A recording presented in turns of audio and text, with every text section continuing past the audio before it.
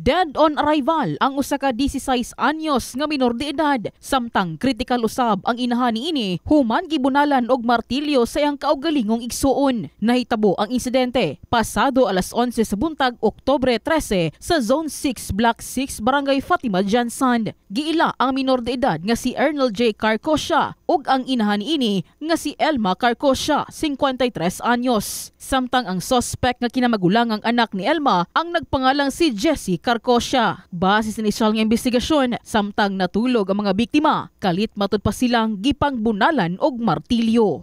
Oo ma'am, kay pagsulod ni ate tita, kalit lang siya gawas. Ngayon nagsatabang kay kami, galingkod man mi diri. Moto na ana siya nga tabangan daw si ate Inday, kay na kuyapan, nagkadugo daw ang ulo. Moto iayar mig panagan pasulod. Niana si ate tita, tanaw daw si AJ, kay bugnaw na bugnaw ang tele ang gigunitan. Moto pagsulod nako, giuyog nako si AJ. Sigog singgit siya, AJ, wala naman gyud gahi na. Moto si ate Inday akong gibalikan nga, ate, paghulat di ate, laban lang ka kay matap mo tawag og kuan ambulan sa barangay. Moto pagawas na pagdagan na ko sa barangay. Si Jenjen, usa sa mga suod nga higala sa biktimang si Elma, ang nakurat nga nakit-ang nagkadugo na ang mga biktima. Una niini, wala matud pa sila nakamatikod nga adunay komosyon ang nahitabo. Ang una-una lang jud nako, basig gikabuhi lang siya baw niya. Wala jud ko nag-expect nga to kay butan man ay mga anak good kanang duha. Nagilili na ko siya sa bintana. Ang nakita na ko ang iyang anak nga lalaki, nagakos na lang siya unlan. Tapos naka-side view nga na. So natulog siya? Tulog ang katong si EJ. Nagdagan ko, pag tanaw na ko, pag-ana na ko, diri man nga side si EJ sa right side.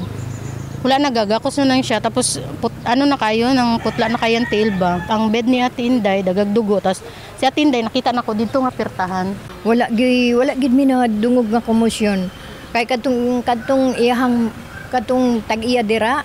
Bisag mag-istorya to mabatian jud namo kay dako biya siya tingog. Wala man pod siya ginakuan nga problema sa iyang anak. Base sa impormasyon, duna matud pay diferensya sa panghuna-huna ang suspect ug gituuhang nitukar ang sakit niini, rason nga nahimo niya ang pagbunal og martilyo sa iyang inhan ug sa iyang igsuon samtang natulog. Pero mabantayan na maguna mo na siya basta magtukar kay sige na siya panglimpyo. Sayo na magmata, manglimpyo, mora na yung papel. Oo, di na siya may mutang. Pero katong nga time, kung wala nakasulod sa titita, wala gid may kabalo. Murag ikatatlo na niyang trigger na, pero karon lang gid ang grabe. Gibot siya ni Police Major Gaspar Magiwe, hepe sa Fatima Police Station, nga wala matud pay nahimong record sa kapulisan ang sospitsado. Padayon usab ang gihimong kumpirmasyon kalabot sa kahimtang sa panghuna-huna sa suspect pinaagi sa mga medical records niini. So, yun din ang mga sabi ng kapamilya nila na meron minsan daw may nagkakaganyan siya. So pero wala naman siyang record na violente siya. Sumumpong yung sakit niya is mostly daw ginagawa niya sige lang daw maglaba. So ngayon ay yung kahapon lang na insidente, yun lang yung na report sa atin na naging violente siya. Yun ang may mga nagsasabi na baka daw involved. So hindi rin natin ma-confirm kasi wala siyang record dito sa atin.